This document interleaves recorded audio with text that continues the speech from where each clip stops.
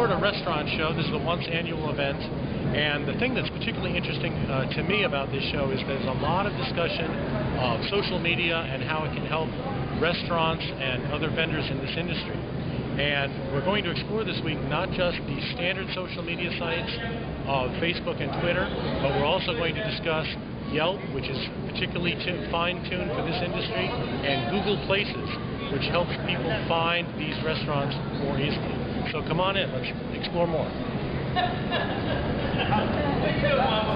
Once inside the show, I noticed that vendors were using a lot of interesting methods for attracting attention from their potential customers and keeping that attention.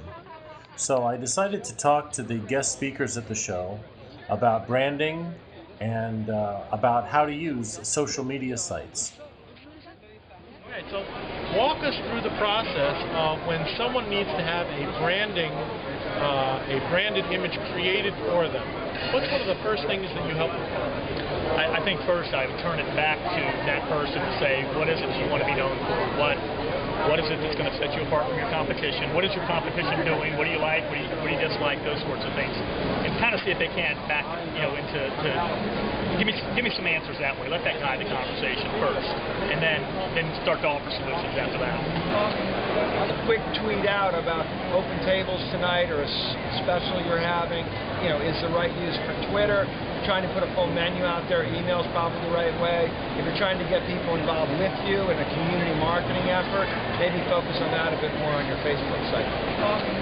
How Yelp came about, we were founded in late 04, early 05, and the sort of genesis question for the company was, how do you find a great doctor online? And our co-founder had just moved to a new city and realized that the internet hadn't done a great job at answering that question. So really set out to do things a little bit differently. And part of what I think has made Yelp grow is that at the end of the day, the content on it's pretty darn trustworthy. So when I'm going to look at a restaurant and I see it's got a 4.5-star reputation on Yelp, I can feel pretty certain that I'm going to have a 4.5-star experience. It's pretty rare, in fact, that you have the opposite. Like you see a business that has a 2-star reputation on Yelp, you go in and have a great experience, or vice versa. So. After talking to experts on the primary social media sites, we realized that Google Places was not represented. So we did our own research by talking to attendees who were restaurant owners, and we did some surveying.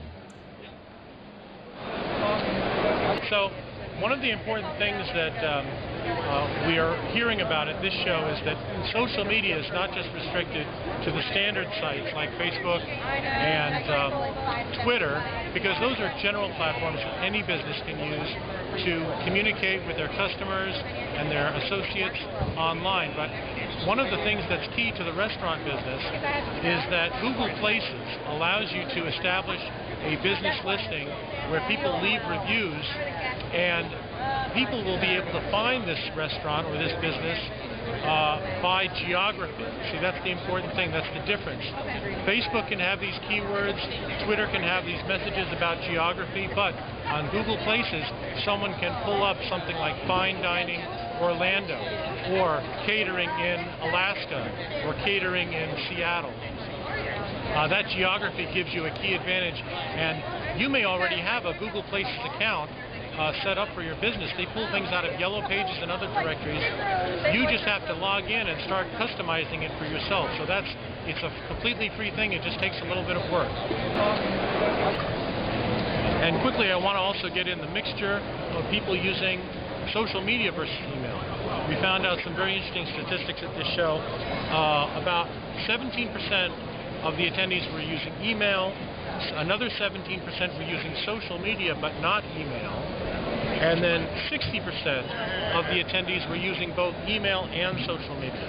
That, of course, is the best mix, because the mixture of the two is the best way to hit the largest number of people, communicating with them all through these different channels. Only 8% of the attendees were not using email marketing or social media. So there's only a small percentage of people who are lagging behind the times, but I think in another few years that'll correct itself also.